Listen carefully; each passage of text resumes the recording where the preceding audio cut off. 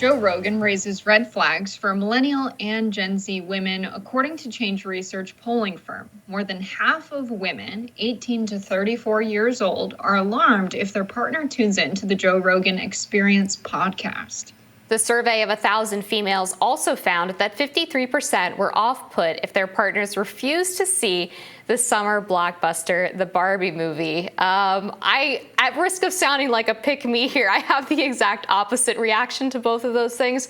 I wouldn't say that listening to Joe Rogan is necessarily a turn-on, but it definitely doesn't bother me. My fiance listens to interviews on there all the time. I do think maybe being a religious listener where you just parrot everything Joe Rogan says is maybe a little bit concerning, but I feel that way about any media that a person consumes. And honestly, I would have felt weird seeing the Barbie movie with my fiance. I just don't think that would have worked. For me, that's the girly pops that need to go see Barbie together.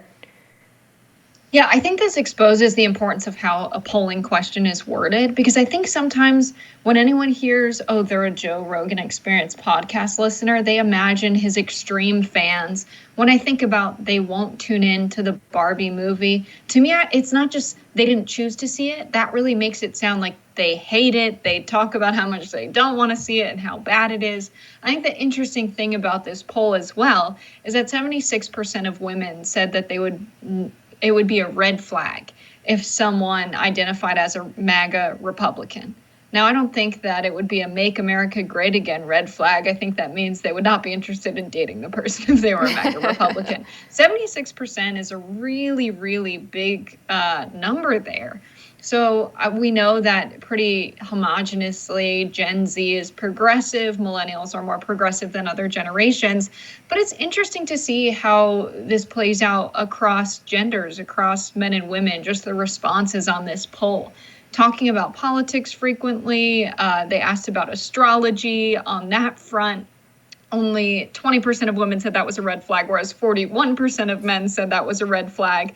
And then saying all lives matter and Black lives matter was another really interesting response. 60% of women said a guy saying all lives matter would be a red flag, whereas 41% of men said so. And then Black lives matter. 14% of women said that was a red flag. 33% of men said it was a red flag. So the differentials there are very interesting. Yeah, we hear traditionally that men are more open to dating a woman who has opposite political beliefs than women are dating a man who has opposite political beliefs from them. And I'm not sure exactly why that is, whether it's men are just looking for different data points, I guess, when evaluating whether a woman's going to be a good partner. And I do think politics can sometimes speak to underlying values, but that's not necessarily always the case. But I think what's concerning about recent surveys we've seen about young people in dating is, especially among adolescent men and women, you see that men are becoming more conservative, whereas women are becoming more progressive, more liberal. So if you do have a case where there's an increasing mismatch on politics, and one group of people says they don't want to date people who are on the opposite side of the political spectrum, what does that mean for matching and pairing? What does that mean for marriage rates and down the line birth rates for the younger millennial and Gen Z generation? Are they going to have a hard time getting into healthy, long-lasting relationships? And what does that mean for our society as a whole? Yeah, I think that's a really good question. When we see political polarization reach the extreme to where, if a couple meets and they're on their first date and they're talking about politics for whatever reason, I think, maybe millennials and Gen Z are more open to doing so than older generations. But let's say you're talking about politics. It seems to me that the conversations are usually centered around pretty surface level issues without getting to the heart of the issue, which is, what are your values and why did you ultimately arrive at that conclusion? I think being on the same page when it comes to morals, ethics, and values is more important than agreeing on political issues on the surface or whether or not you listen to the Joe Rogan podcast. I think you made a good point, Amber, in saying, people can tune into the podcast because he has really lengthy interviews with his guest, and you might be interested in the guest. So I really think people need to talk more. And the main problem here is just dismissing people at the surface level, dismissing after you hear they listen to Joe Rogan, dismissing after you hear something that seems like it might not be aligned with your political faction. There's a lot of that. And I wouldn't even call it cancel culture. I'd just call it dismissiveness. Yeah, exactly. There seems to be a sort of rejection of a culture of free expression and free speech among a lot of Gen Z people. When you poll them, they have much higher rates than previous generations of being willing to shut down speakers that they disagree with. They think that hate speech should be illegal, and they generally don't have any interest in having real conversations with people on the other side of the political spectrum, which only increases the divisiveness that we're talking about. I also was thinking about, as we looked at this poll, of the conversation we had a couple of weeks ago regarding Tim Pool and his panel's comments about women with high body counts and whether or not they should be shamed. And it's kind of made me think that there's kind of a political component to that, because if a female generation is becoming more liberal, they're presumably also becoming more open on issues of sex and more, I guess, from a feminist perspective, of sex being a tool for empowerment.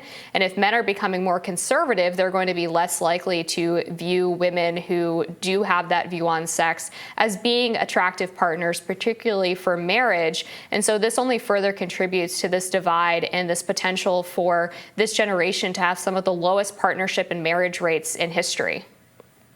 Yeah, I think that's an interesting one, especially when we had for such a long time a lot of pop culture and the dominant culture in media be men being hypersexualized, essentially. You know, the sexualization of women, of course, sort of talking about them like they're objects, wanting to see them in skimpy clothes, you know, rap music about things like this, rock music about things like this, and men being these beings that are always sexual, but holding women to a different sort of a standard.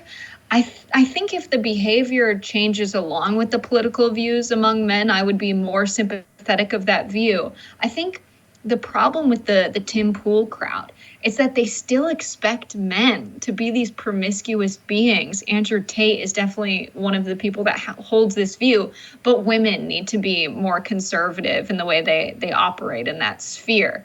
To me, that feels really hypocritical. And so I'd like to see more across the board thinking there. But it might push more women away if men have this double standard for themselves when it comes to the judgment of their sex lives and their behavior in that way.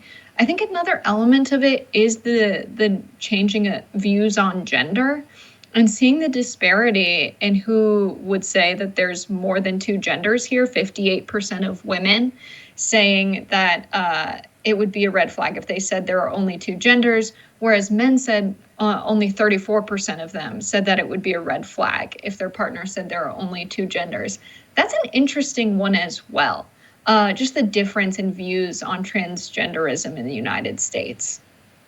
Yeah, I guess I'm not super surprised to hear that. I mean, there's been some cases even where members of the transgender activist community have accused men of being transphobic for not wanting to date transgender women who are biological men and still have male genitalia. And I think that really hurts their movement, trying to make that argument. And perhaps men in particular feel quite attacked by that sentiment. That's going to do it for us with this edition of Rising Fridays. Jess, it was great to be with you again. Another good week, back with Blue Collar Fridays, the two of us together. Be sure to like, share, and subscribe so you never miss any content. And for those of you who like to listen while on the go, we are now available anywhere you listen to podcasts. We'll see you next week. Bye, y'all.